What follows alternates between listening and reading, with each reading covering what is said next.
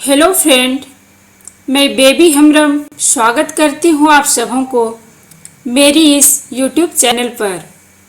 Friend, आज हम लोग मुंडा मान की शासन व्यवस्था के बारे में इस वीडियो में चर्चा करने जा रहे हैं।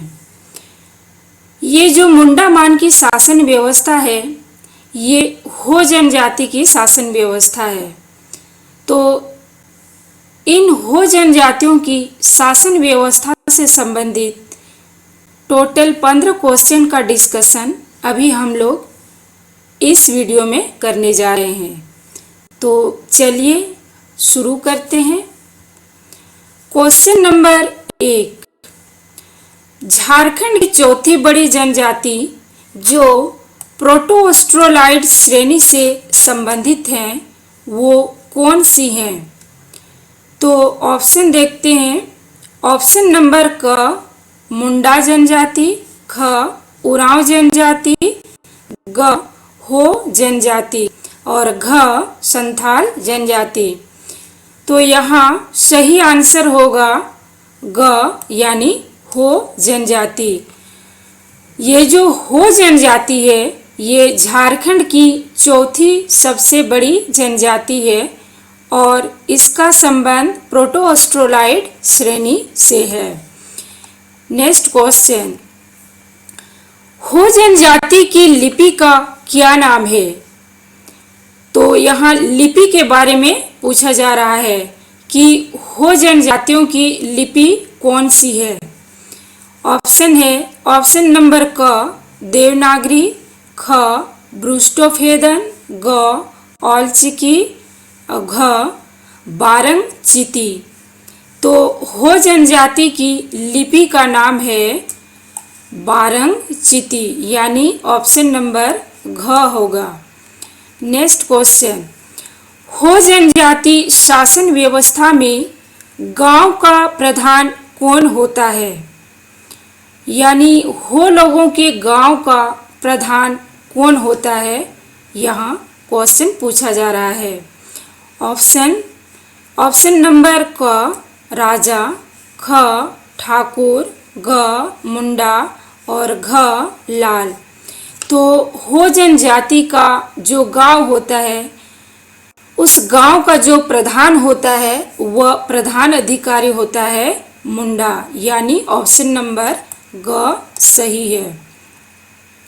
नेक्स्ट क्वेश्चन, हो जनजाति शासन व्यवस्था में ग्राम प्रधान की सहायता के लिए जिस अधिकारी की नियुक्ति की जाती है, उसका क्या नाम है?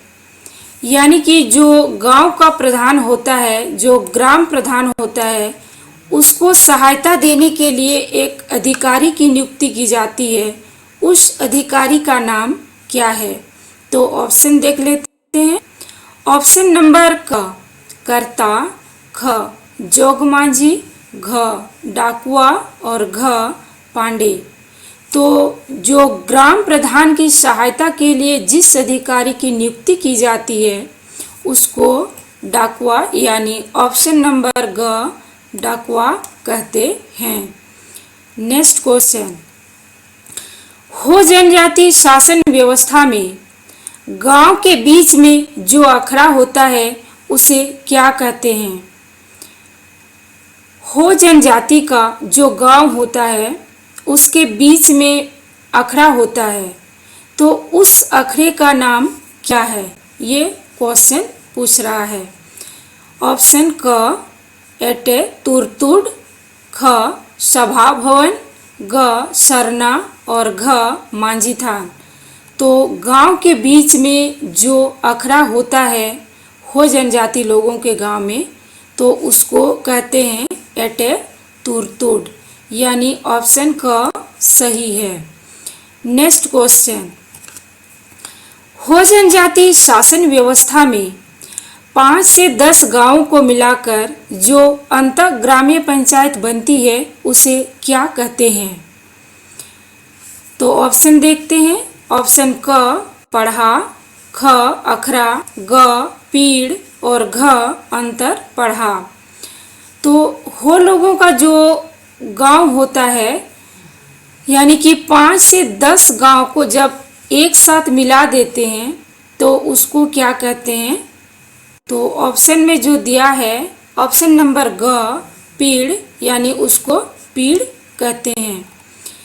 नेक्स्ट क्वेश्चन, हो जनजाति शासन व्यवस्था में 5 से 10 गांवों को मिलाकर जो पीड़ बनता है उसके प्रधान कौन होते हैं?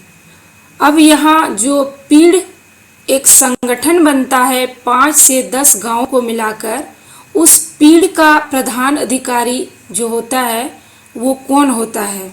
ऑप्शन है ऑप्शन नंबर क, पढ़ा राजा, ख, मानकी, ग, मांझी और घ, इनमें से कोई नहीं। तो जो पीड़ होता है उसका प्रधान होता है मानकी, यानी ऑप्शन ख सही होगा। नेक्स्ट क्वेश्चन, हो जनजाति के रसोई घर के एक कोने में पूर्वजों का पवित्र स्थान बना होता है, उसे क्या कहते हैं?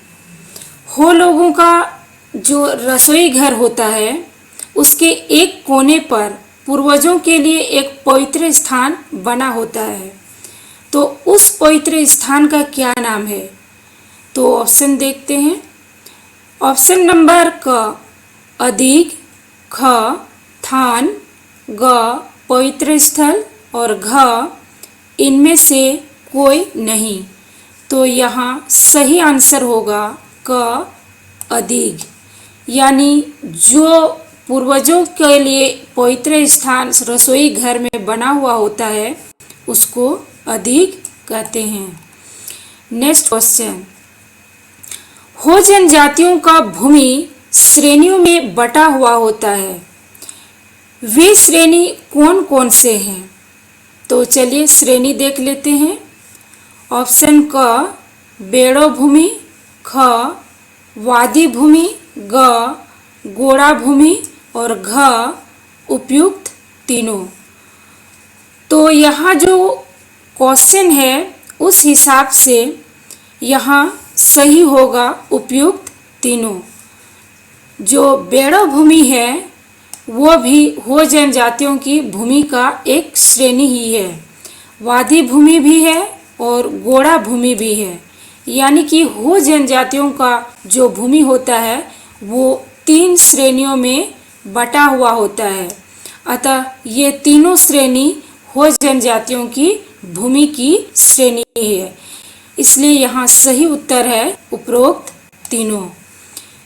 नेक्स्ट क्वेश्चन, हो जनजाति उपजाऊ भूमि को क्या कहते हैं? जो उपजाऊ भूमि होता है उसको हो जनजाति लोग क्या कहते हैं? ऑप्शन नंबर क, वादी भूमि, ख, बेड़ो भूमि, ग, गोड़ा भूमि और घ, खादर भूमि। तो यहाँ सही आंसर होगा ख, बेड़ो भूमि। जो बेड़ो भूमि होता है उसको हो जनजाति लोग उपजाऊ भूमि के नाम से बोलते हैं। नेक्स्ट क्वेश्चन, हो जनजाति जिस भूमि में मोटे अनाज उपजाते हैं और वह भूमि कम उपजाऊ होते हैं, ऐसे भूमि को क्या कहते हैं? तो ऑप्शन है ऑप्शन नंबर क, गोड़ा भूमि, ख, भांगर, ग, वादी और घ, बेड़ो भूमि। तो सही आंसर होगा क, गोड़ा भूमि। ये जो गोड़ा भूमि होता है उस भूमि पर हो जनजाति लोग मोटे अनाज उपजाते हैं और वह भूमि कम उपजाऊ होता है, अतः इस भूमि को गोड़ा भूमि कहते हैं। नेक्स्ट क्वेश्चन, हो जनजाति जिस भूमि में धान की खेती करते हैं ऐसे भूमि को क्या कहते हैं?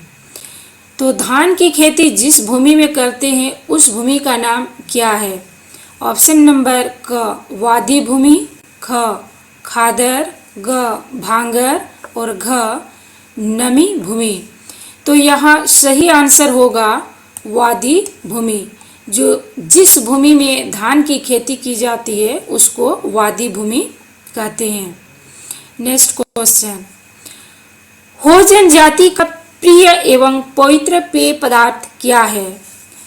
हो लोगों का जो पेय पदार्थ होता है, जो अत्यधिक पवित्र एवं प्रिय होता है, वो पेय पदार्थ क्या है? ऑप्शन नंबर क हड़िया, ख शराब, ग इली और घ ताड़ी। तो यहाँ सही आंसर होगा ग इली, यानी हो लोगों का जो प्रिय एवं पवित्र पेय पदार्थ है वो है इली। नेक्स्ट क्वेश्चन, हो जनजातियों में वधू मूल्य का प्रावधान जैसे प्रथा होते हैं, इस प्रथा को क्या कहते हैं? तो चलिए ऑप्शन देखते हैं। ऑप्शन नंबर क गोनों या पोन, ख वधू मूल्य, ग विवाह मूल्य और घ इनमें से कोई नहीं। तो जो वधू मूल्य होता है हो जनजाति उसे गोनों या पोन कहते हैं। तो सही ऑप्शन होगा ऑप्शन नंबर क। नेक्स्ट क्वेश्चन, और ये आज का लास्ट क्वेश्चन है, किस कानून के माध्यम से अंग्रेजों ने हो जनजातियों से संधि की और उनकी स्वशासन प्रणाली को मान्यता दी? तो ऑप्शन देखते हैं। ऑप्शन नंबर क विल्किंसन कानून, ख रोलेक्ट एक्ट, ग छोटा नागपुर एक्ट और घ क्लीवलैंड कानून। क्वेश्चन है, किस कानून के माध्यम से अंग्रेजों ने हो जनजातियों से संधि की थी और उनकी स्वशासन प्रणाली को मान्यता दी थी? तो यहाँ सही आंसर होगा ऑप्शन नंबर क विल्किंसन कानून। तो फ्रेंड, आज का हम लोगों का क्लास यही ख़त्म हो जाता है। अगर आप लोगों को मेरी ये क्लास अच्छी लगी हो तो प्लीज़ लाइक कीजिएगा और शेयर कीजिएगा, और इसी तरह से मेरी और भी आप लोगों को वीडियो चाहिए तो प्लीज़ मेरे चैनल को सब्सक्राइब कीजिएगा। धन्यवाद।